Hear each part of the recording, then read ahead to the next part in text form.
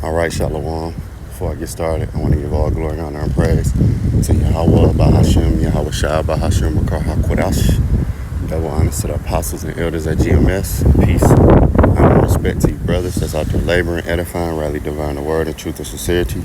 And Shalom to you believers out there, the Aki and Wa'akwath. Just a quick, maybe spiritual rant, but this is the generation, all right, that Apostle Paul was talking to in the epistle to Timothy.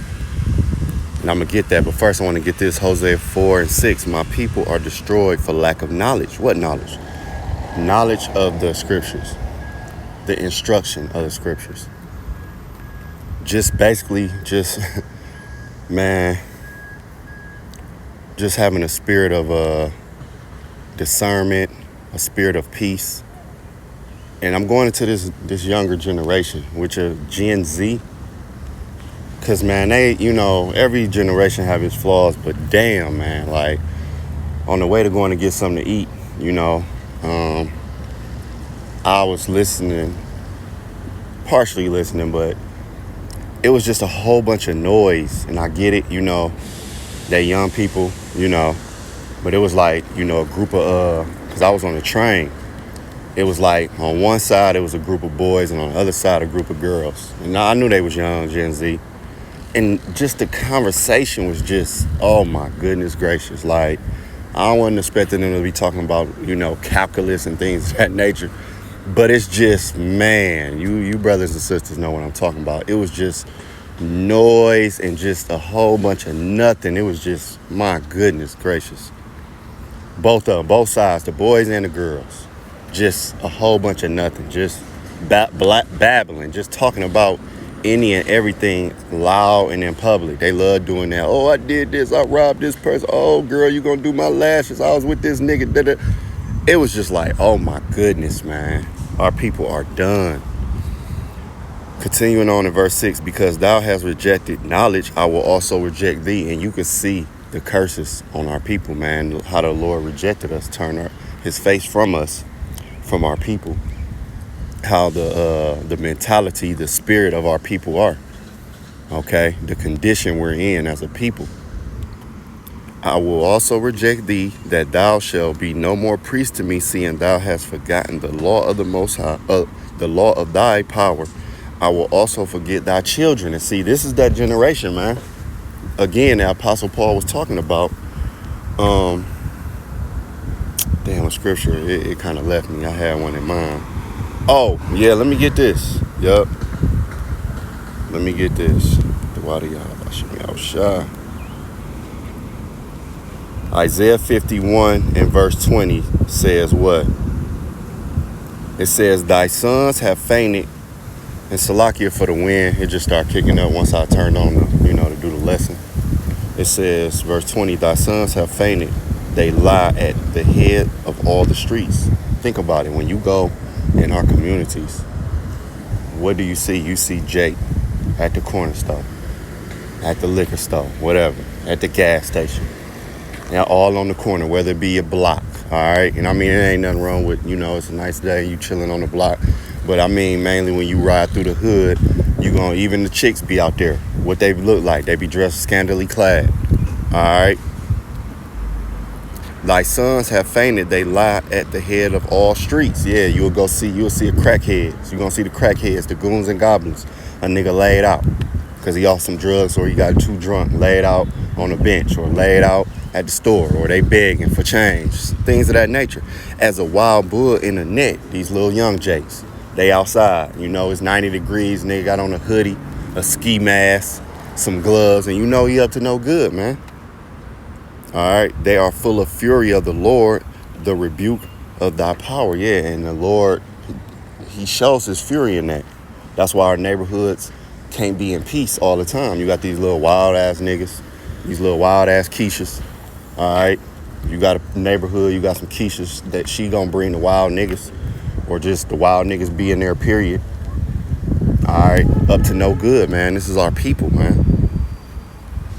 All right, and it's just like, oh my God, man, oh my goodness, man, I couldn't take the conversation. And that's a lot with these little young cats. Even older Jake, you know what I'm saying? Even the Gen X, Gen Y, or millennials, my generation, they vexing too, all the Jake. If they ain't in this knowledge for the most part, you know, you got some cool Jakes that ain't in the knowledge, you know. I could talk to and have an intelligent conversation with, or just, you know, shoot at work maybe. But yeah, a lot of them is vexing. When you get around them, it's just like, man, let me just get in the house and close my door. I need a glass of wine. You know what I'm saying? Like, my goodness. So I want to go to,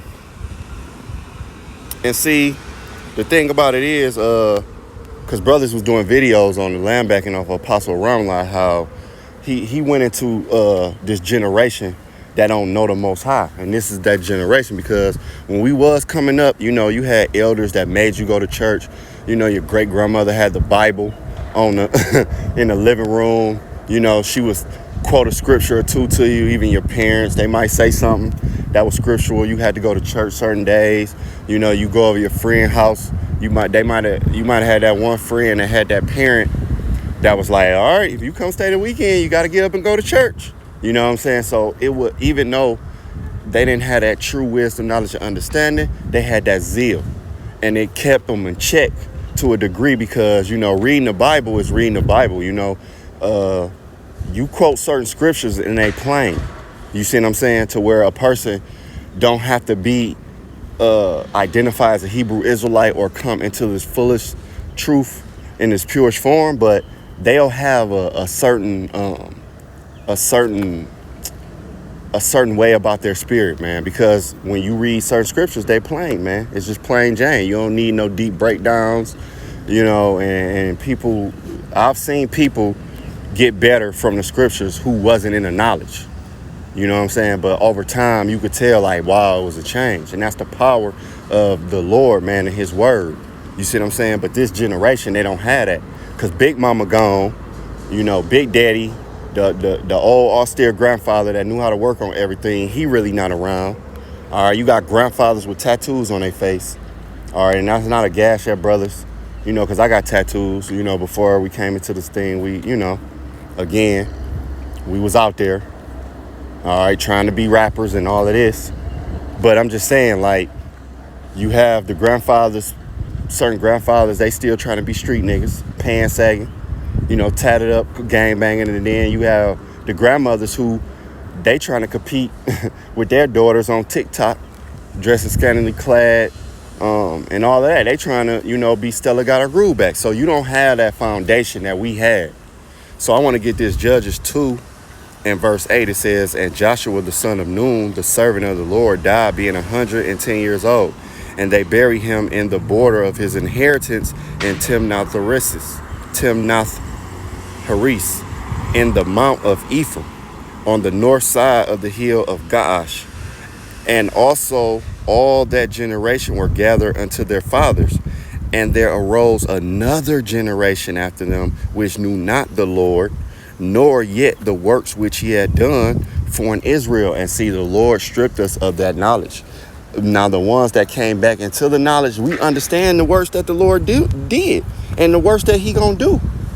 You know what I'm saying? We know that the Lord coming back, man. We know that the Lord is fighting on our behalf. We know the Lord is about to upset Esau, you know, through war and take him out of rulership.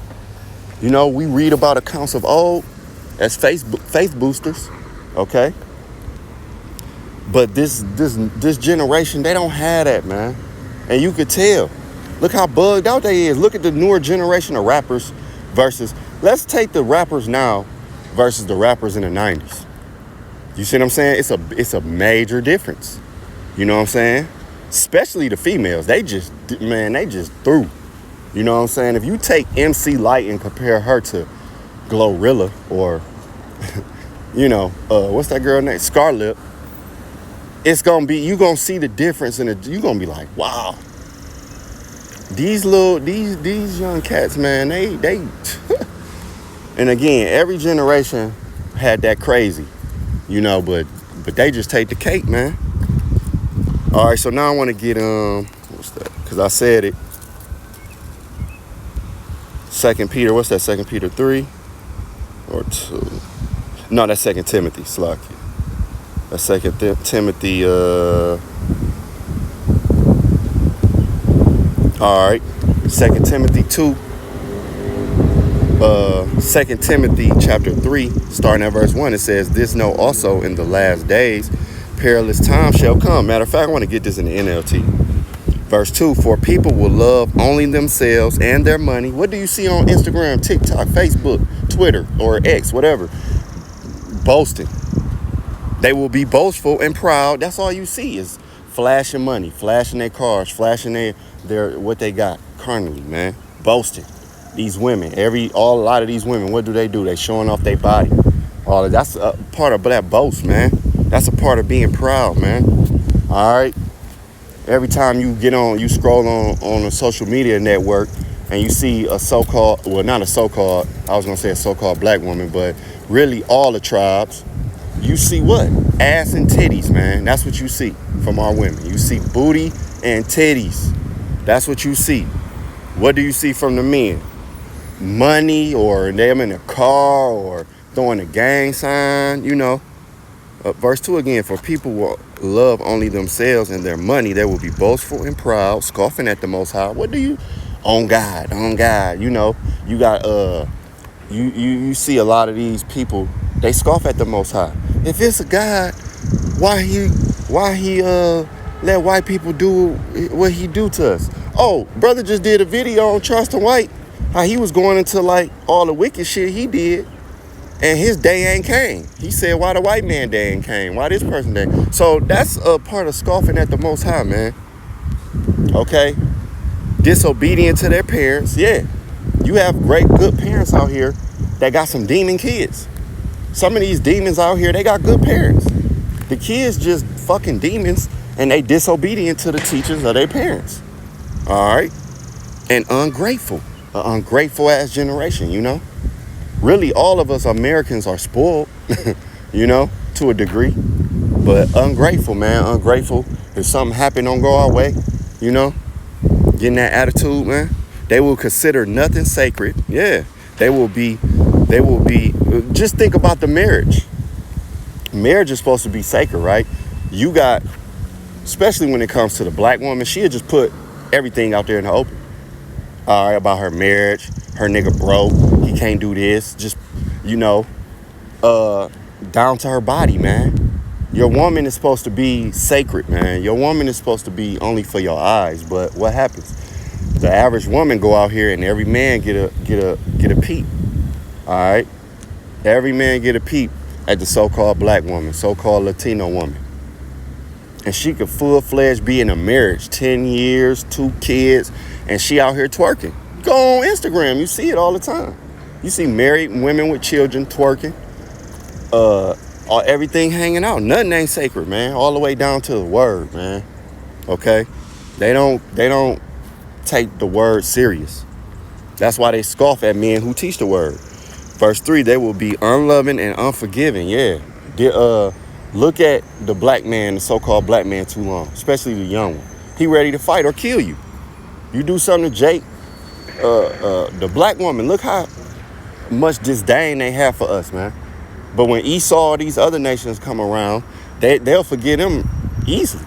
All right? They ready to forgive at the drop of a dime. But if you do something, hey, it ain't no coming back. They will slander others and have no self-control. No self-control. All right? The generations now have no self-control. This is the generation that Apostle Paul was, when he wrote the epistle to Timothy, he was mainly getting on this generation in the spirit, man. And it ain't nothing new. It was happening then, but how much more now with social media and all of the outlets that we have versus what they had. All right, no self-control. The nigga woman, no self-control. Niggas, no self-control. Talk about any and everything. It be children, old folks around. They'll be cussing, talking about all of the wicked shit that they did. All right, the so-called black woman, the Israelite woman, period. All the tribes walking out like a hoe. The man sagging. You can see his underwear. All right, just walking around blowing blunts. It's 87-year-old women and 2-year-olds around. He don't care. No self-control. Go on social media. You can see the no self-control, man. Just into everything wicked, dog. It's just so fucking vexing, man. They will be cruel and hate what is good. Yeah. So if you condemn the ABC community, you'll get ridiculed. If you have a platform, you'll get that stripped. Cause we in Pride Month right now. They got a whole month. Just think about it. You know, this should let you know where this devil, when I say the devil, I'm talking about the so-called white man, the Edomite. He give Black History Month February. And my mother always used to say this. He give us the shortest, coldest month, right? But Pride Month get a nice warm month. And we already know our people love the heat. We love, I mean, you know, it ain't gotta be 90, but we of a heat people. All right, coming up from over there, you know, Israel, even, you know, in Africa, them parts, hot climate, man. We come from a hot climate, okay? That's why we had that melanin, and it was dark in tone. You know, the sun kissed us, as they say. You know what I'm saying? But he give the ABC community June, but give you niggas February. Think about that. And we don't care about that, but I'm just saying, just put it in, you know, in context, man. Just think about it. You see what I'm saying? And if you try to rebuke this, like I was watching Elder Manatazah, his street teacher, one day, and the girls, they was dressed scantily clad, and they came up to him and was like, oh, what are you doing? He was like, oh, we teaching the Bible. They was like, oh, we love the Bible. He was like, oh yeah, did you read the scripture when it said you shouldn't be dressed like that? And going in, and they was like, oh, hell no. Then they later came back talking about, what about the scripture that says you should not judge? See, that's hate what is good. Because they love the Bible until the scriptures come out, man. The modern day Christian love the scriptures until the Bible is really read in its purest form, especially women. Because women have been given, have been allotted a certain amount of power to dress how they want to dress, do what they want to do. So when you really explain the scriptures to them, they can't get with it. That's why you got some Israelite women talking about how the kingdom of heaven gonna benefit them. They can't see. Spiritually undiscerned, spiritually just done, just through, man. Verse 4, they will betray their friends, be reckless, be puffed up with pride, and love pleasure rather than the Most High, man. That's it. They will act religious, but they will reject the power that can make them godly. Stay away from people like that. And Lord, especially ever since I came into this knowledge, I just can't do it with 2/3. Like, I really just can't. Like, I go to work, I go home, I run my errands, whatever. But just randomly chilling with niggas and all, I can't do it. I just can't, you know. Somebody speak, I speak.